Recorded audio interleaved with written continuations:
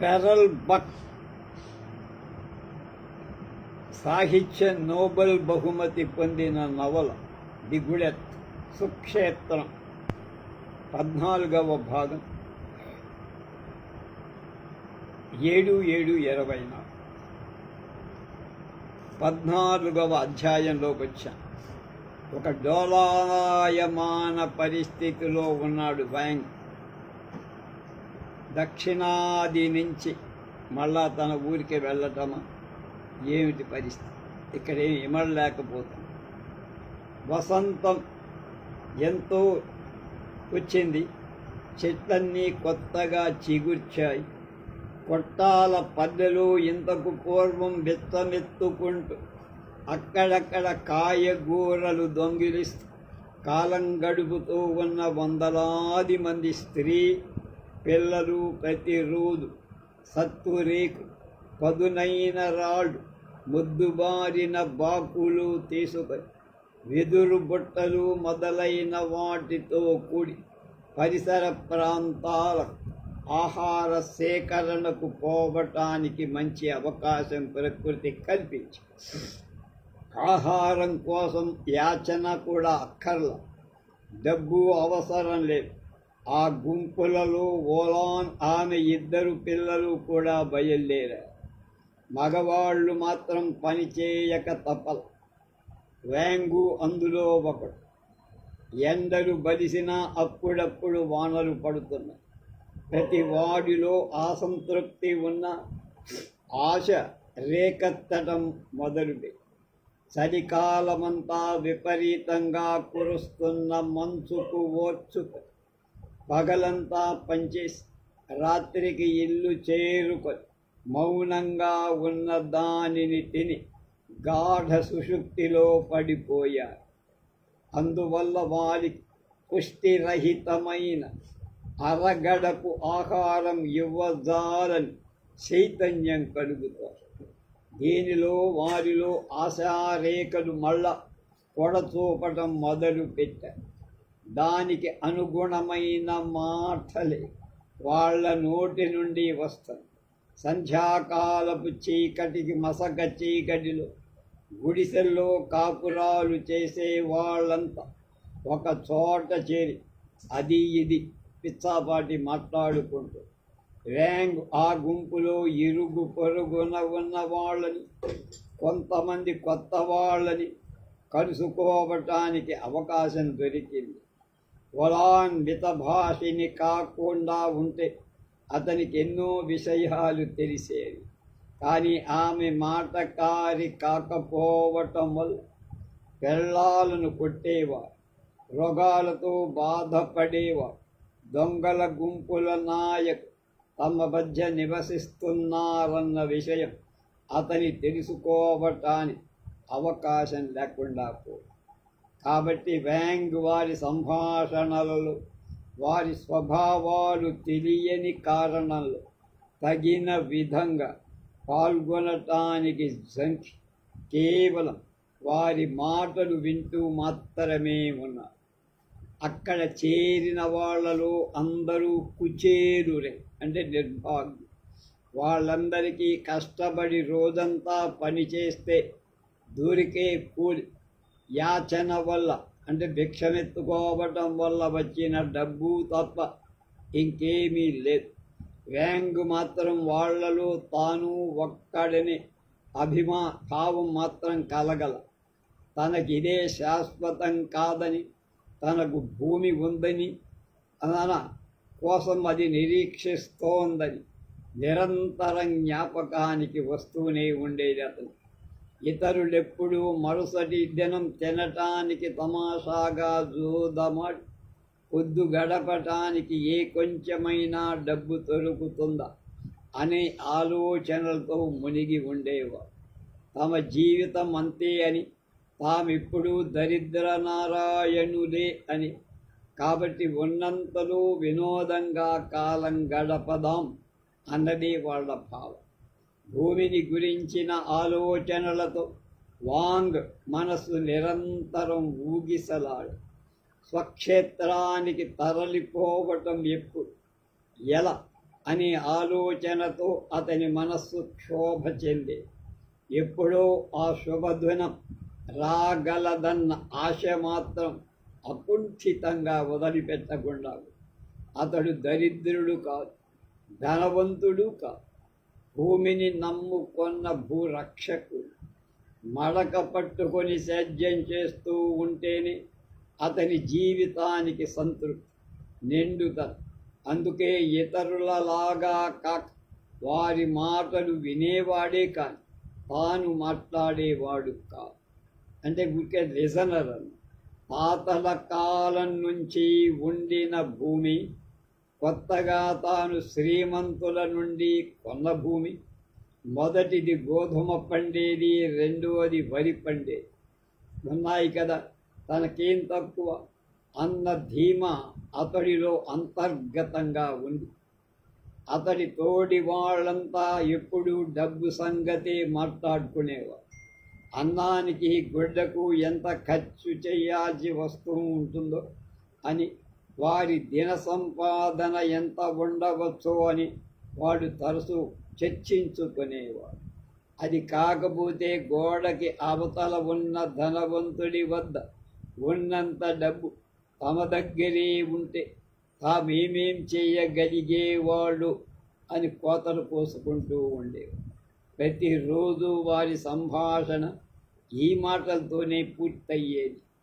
అతనికున్నంత బంగారం నాకుంటేనా, అతని నడుమలో ఉన్నంత వెండి నా చేతుల్లో ఉంటేనా, అతని ఉంపుడు కత్తెలు భార్య ధరించినని ముత్యాలు రత్నాలు నా దగ్గర ఉంటే ఏం చేసేవాణ్ణు అని ఒక్కొక్కడు అనుకుంటూ ఉండాడు ఊహాలో. వాళ్ళకెంత తింటారు, ఎంతగా జూదమాడుతారు, తమ కామతృప్తికి ఎంతమంది స్త్రీలను కొంటారు, ఎంతమంది ధనికులలాగా సోమరులై పని పాట చేయకుండా ఉండగలరు అని వారు అనుకునేది విన్నప్పుడు వాంగు అనుకునేవాడు. ఒకనాడు ఇలాంటి మాటలు విని వాళ్ళ ఎదుట వ్యాంగ్ బిగ్గరగా ఇలా అన్నాడు, నాకే అంత బంగారం వెండి ఉంటే మంచి భూమి కొని ఎంత మంచి పంట పండించేవాడు. ఆ మాటలు విన్నవాళ్ళంతా ఒక్కసారిగా అతని మీదకు వచ్చి తిట్టడం మొదలుపెట్టి, అందరూ అతడొక పల్లెటూరి చేదస్తుడని, పట్నవాసపు జీవితపు పోకడ తెలియనివాడని, డబ్బు వెచ్చించే విధానం వాడికి తెలియదని అనుకుని మరీ బానిసలాగా పనిచేయటమే కోరుతున్నాడని నిందించాడు. వాంగులంగుకు ఖర్చు పెట్టే సంగతి తెలియదు, ఆదాయమే అతని సంగతి. కాబట్టి అక్కడ ఉండే ప్రతివాడు ధనవంతుడై ఉండటానికి అతని కంటే అందరికంటే తానే అర్హుండడు అని అతడు అనుకున్నాడు. వాళ్ళ మాటల వల్ల వాంగ్య మనసు మారల. ఇతరులకు వినిపించకుండా తనలో తానే, వీళ్ళ మాటలకే నిజంగా నాకు డబ్బే ఉంటే సారవంతమైన దివ్యమైన భూమిని కొని ఉండేవాణ్ణి అనుకున్నాడు. అలా ఆలోచించినప్పుడల్లా తన భూమి తలంపుకు వచ్చి స్వస్థలానికి ఎప్పుడు చేరుకుందాం అనే ఆత్రత మరీ ఎక్కువ. స్వక్షేత్రాన్ని గురించిన సుక్షేత్రాన్ని గురించి నిరంతర ఆలోచనలు అలా ఉండేవి. ఆ పట్టణంలో తన చుట్టూ క్షణక్షణం జరుగుతున్న విషయాలన్నీ అతనికి స్వాప్నికంగా కనిపిస్తూ ఉండేవి. ఈ కొత్త జీవితానికి అతడు అలవాటు పడిన కారణాలు ఏమిటో అతను తెలుసుకోవాలనుకోవాలి. కానీ ఇవన్నీ తన కళ్ళ ఎదటనే ఎందుకు జరుగుతున్నాయా అని మాత్రం అనుకునేవాడు. ఉదాహరణకు ఊళ్ళో ఏవేవో కాగితాలు పంచిపెట్టేవాడు. ఒక్కొక్కప్పుడు అతనికి ఇలాంటి కాగితాలు వచ్చేవి. చదువుకున్నవాడు కాబట్టి అందులో ఏం చదువుకున్నవాడు కాదు కాబట్టి ఏం రాయబడి ఉందో అతనికి ఏం తెలియదు. గోడలకు ఇంకా అక్కడక్కడ అలాంటి కాగితాలు అంటించేవాడు. అంటే విప్లవం సాగుతోంది మొదలు. అతనికి 2 మార్లు అలాంటి కాగితాలు ఇచ్చారు. మొదటిసారి అతనికి కాగితాలు ఇచ్చినవాడు ఒక విదేశీయుడు. అతడు పొడుగ్గా బక్కపలచగా ఉంది, కళ్ళు నీలపు రంగు, ముఖమంతా రోమం. అతడు కాగితం ఇచ్చినప్పుడు అతని చేతులు ఎర్రగా ఉన్నని, రోమ సహితాలని వాంగు కనుక్కొని, అతని ముక్కు పెద్దగా ఉంది. అతని చేతి నుండి ఏమి తీసుకునేందుకు వాంగుకు భయం వేసేది.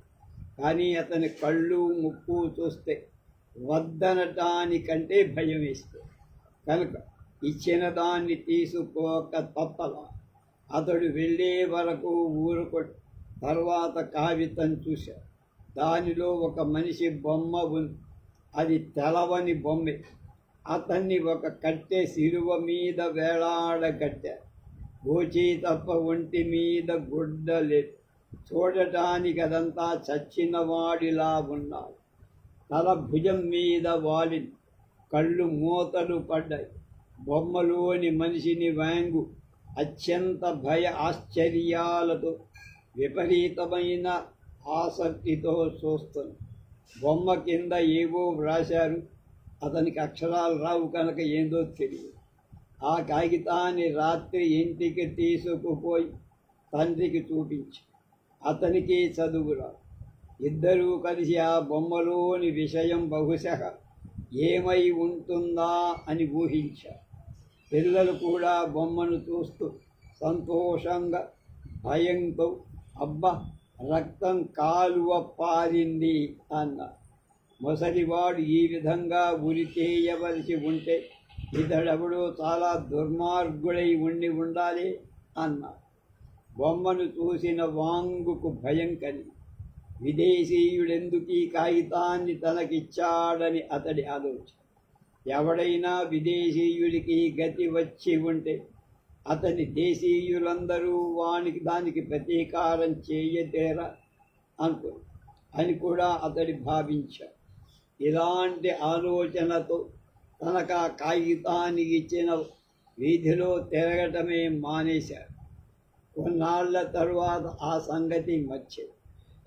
హోలాన్ ఆ కాగితాన్ని ఇంకా కొన్ని కాగితాలు జత చేసి చెప్పుల అడుగుల గట్టిగా ఉండేట్టు వేసి పుట్టి మరొకసారి అతనికి కాగితాన్ని ఇచ్చింది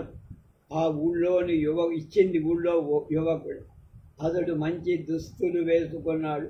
కాగితాలు అక్కడక్కడ పంచి పెడుతూ గట్టిగా మాట్లాడుతున్నాడు.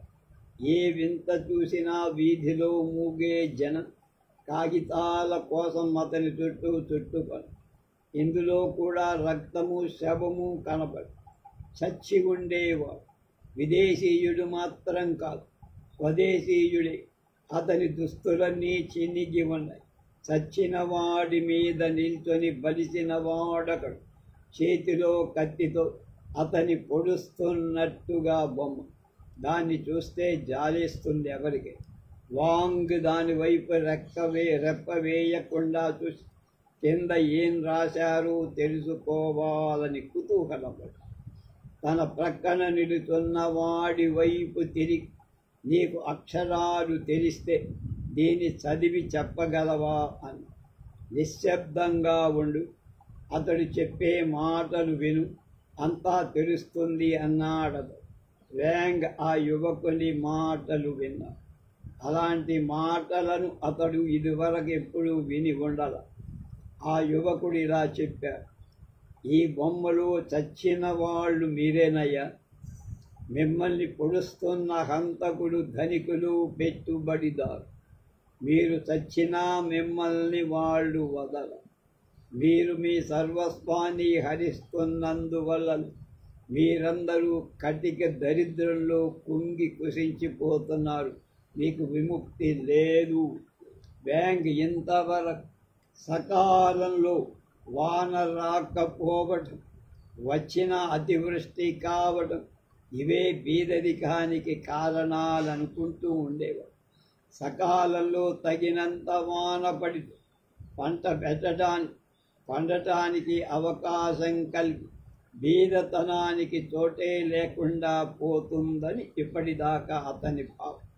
కాబట్టి ధనవంతుడు తమ దరిద్రానికి ఏ విధంగా కారణము వినాలని కుతూహలం అతడిలో పెరిగి, వర్షాలు లేకపోతే పంటలు పండగ, కూడు లేక చావాల్సి వస్తుంది, నిజమే.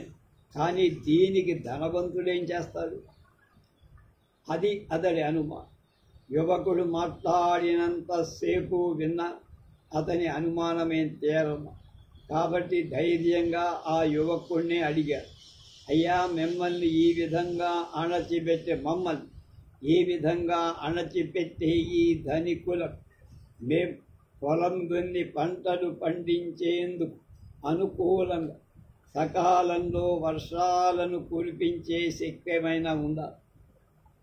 యువకుడు అతని వైపు హేళనగా చూస్తూ వెంటనే, అయ్యా, ఎంత అమాయకుడవు, అందుకే ఇంకా పొడుగాటి జుట్టు పెట్టుకున్నావు.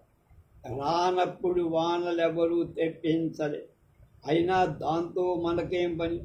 ధనవంతులు తమ సర్వస్వాన్ని మనతో కూడా పంచుకున్నట్లయితే వాన వచ్చిందా లేదా అనే ప్రశ్నలతో ఎవరికీ సంబంధం ఉండేది కాదు.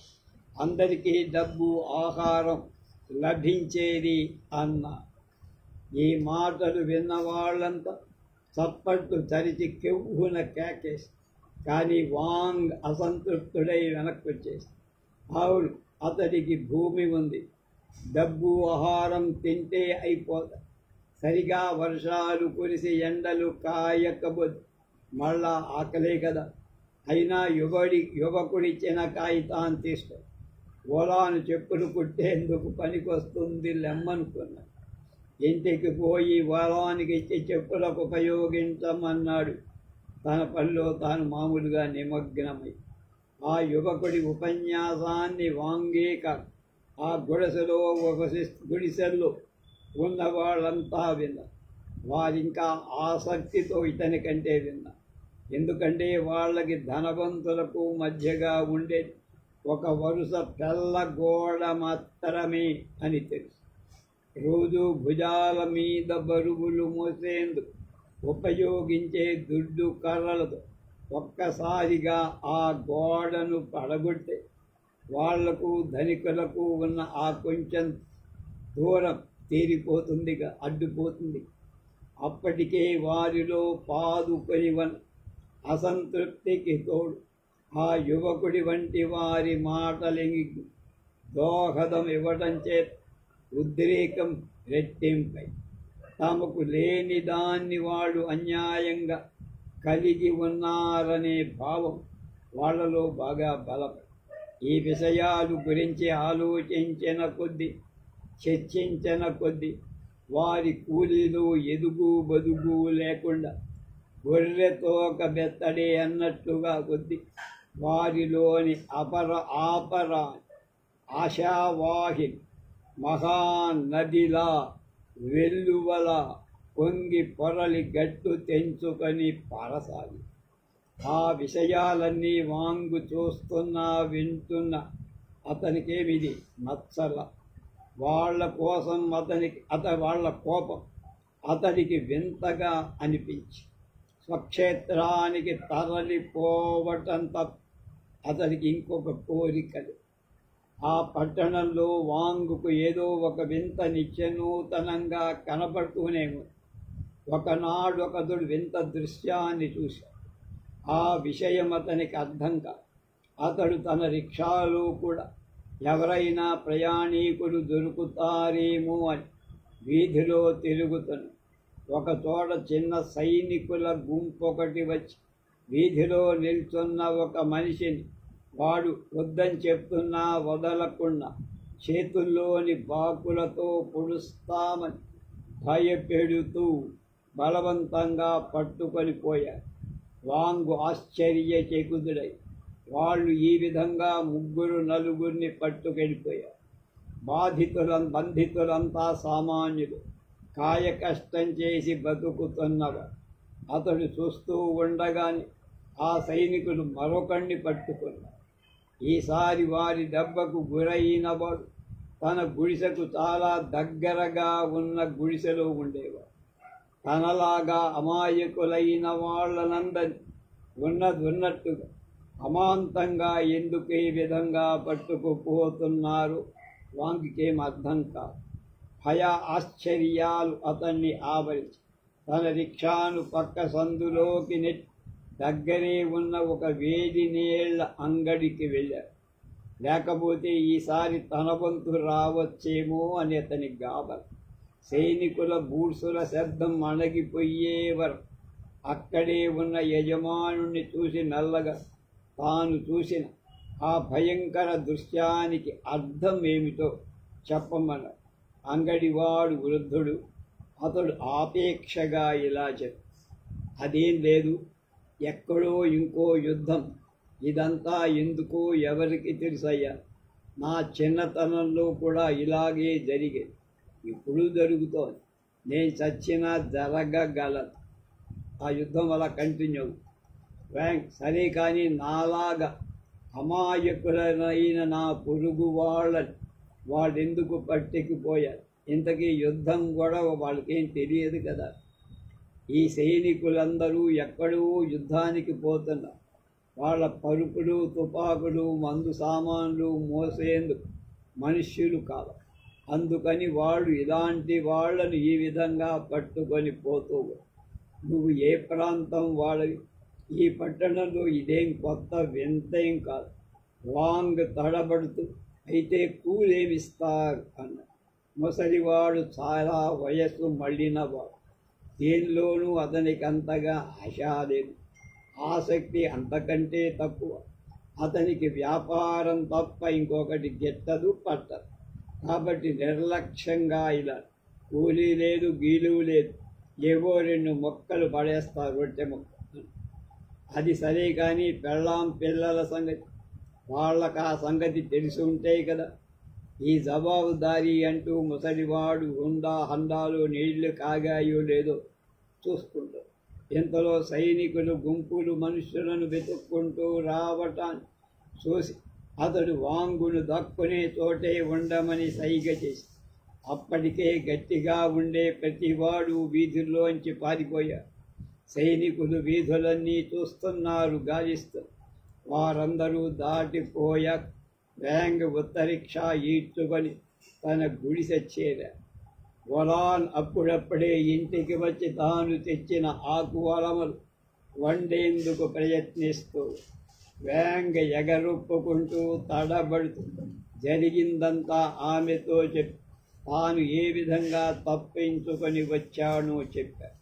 యుద్ధరంగానికి అతన్ని ఈడ్చుకొని పోతూ ముసలి తండ్రినే కాక తన కుటుంబాన్నంతా తాను ఎలా ఎడబాయాల్సి వచ్చేది. అక్కడ చచ్చిపోతే తాను ఏ విధంగా తన భూమిని మళ్ళా చూసే భాగ్యం కోల్పోయి ఆమెతో ఏకరువు పెట్టాడు. వలాన్ వైపు చూస్తూ అతడు పిల్లలను నమ్ముకొని ఊరు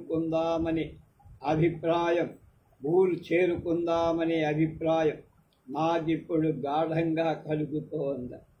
అతని మాటలను శాంతంగా విన్న తరువాత వలాన్ చలించకుండా, వింత మాటలు వస్తున్నాయి కొన్నాళ్ల నుండి నీ దగ్గర నుంచి అన్న. ఆ రోజు నుండి వ్యాంగ్ పగటి పూట బయటికి పోవటమే మానేసి పెద్ద కొడుకుతో రిక్షాను వెనక్కి పంపించేశారు. సాయంకాలం వరకు గుడిసెలో ఉంటారు. చీకటి పడగానే సరుకు బండ్లు లాగటానికి కూలికి పోయేవారు. ఇది అతడి పని. ఆ బండ్లను సుమారు 10-12 మంది మోపులు కట్టి ఈడ్చేసేవారు. చాలా బరువైన బండ్లు. వాటి నిండా పత్తి గుడ్డలు, పట్టుగుడ్డలు, వాసన పొగాకు, నూనెలు, రకరకాల మద్యాలు ఉండేవి.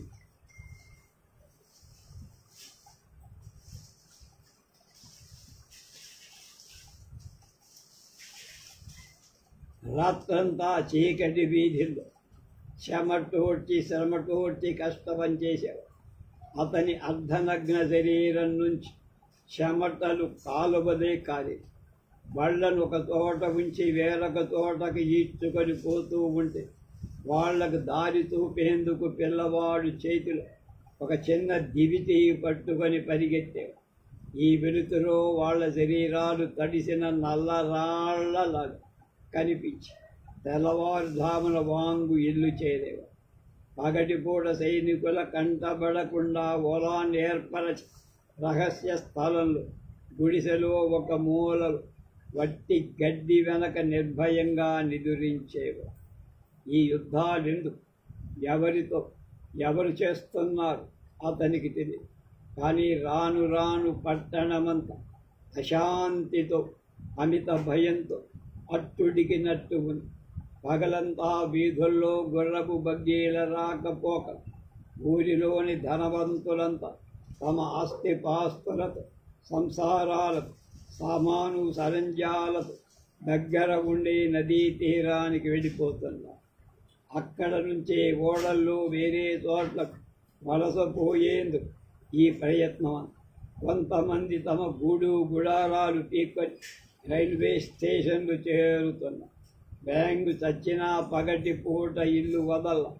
అతడి కొడుకులు మాత్రం బయట తిరిగొచ్చారు. చిన్నవాడు తండ్రితో, నాయన, మేము ఎందరినో వలసపోతున్న వాళ్ళని చూశాం. అందులో ఒక ఆయన లావుగా గుడిలోని విగ్రహంలా ఉన్నాడు. మంచి పసుపు రంగు పట్టుబట్ట కట్టుకుని రేతి మీద పెద్ద పచ్చరాయి పొదిగిన బంగారపు ఉంగరం చేతికి ఉంది. దానిలో ఏముందని అడిగితే అతడు అన్నాడు, ఈ పెట్టెలో అంతా దండిగా బంగారం, వెండి ఉంది. కలవారు తనుకున్నదంతా వెంట తీసుకుపోలే. ఒకనాడొకడింతా మనపాలి. ఇక మాటలకు అర్థమే నాయన అని అడిగేవాడు. వాంగు పట్టణ వాసపు సోమరి అభిప్రాయమేమో నేనెత్తు చెప్పగలనురా అనేవాడు. ఆ పిల్లవాడు, అది మనది అయితే ఇప్పుడే పోయి తెచ్చుకోవచ్చు. నాకు మంచి రొట్టెలు తినాలని ఆకలిగా, నేనెప్పుడు తీయని రొట్టెలు తినల. ఈ మాటలు విన్న వృద్ధుడు స్వప్నావస్థ నుండి మేల్కొన్నాడు. రేంగు ఉగాది నాడు ఓలాన్ తయారు చేసి ఉంచిన రంగురంగుల రొట్టెలు తలుచుకున్నాడు. నోట్లో నీరు జరిగిపోయిందా అని అనుకున్నందువల్ల అతనికి ఎంతో బాధగా, మనం మళ్ళా వెనక్కి పోతే గొణిగాడు.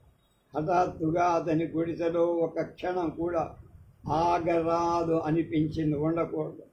అది చిన్నగా, ఇరుకుగా, రాత్రంతా ఒళ్ళు విరిగి పని చేస్తుంది. వేసట కలిగి ఆ పని ఇంకెంత మాత్రం చెయ్యరాదనుకున్నా. మోకులు కొండ కండలను కోస్తున్న బండలు ఈడ్చుకుంటూ రాళ్ళు పరిచిన వీధుల్లో నడవాల్సి వస్తాయి. తన కాలి కింద నలుగుతున్న ప్రతి రాతిని అతడు శత్రువుగా భావించి, ఇదంతా అతనికి ఏవగింపు కలిగి చివరికి నా భూమి అంటూ అకస్మాత్తుగా ఏడవటం ప్రారంభించారు. పిల్లలు భయపడ్డారు. మసలివాడు కొడుకు వైపు చూసి విస్తుపోతున్నాడు. వరాన్ మాత్రం నెమ్మదిగా స్వాభావికమైన స్వరం, ఇంకా కొంచెం ఓపిక పట్టదు, మనం ఒక వింత విషయం చూడగలం. అందరూ ఆ మాటలు అనుకుంటున్నారు అందది. అందులో విషయం ఏమిటో, ఏం చెప్పిందో, ఏం జరుగుతుందో రేపు.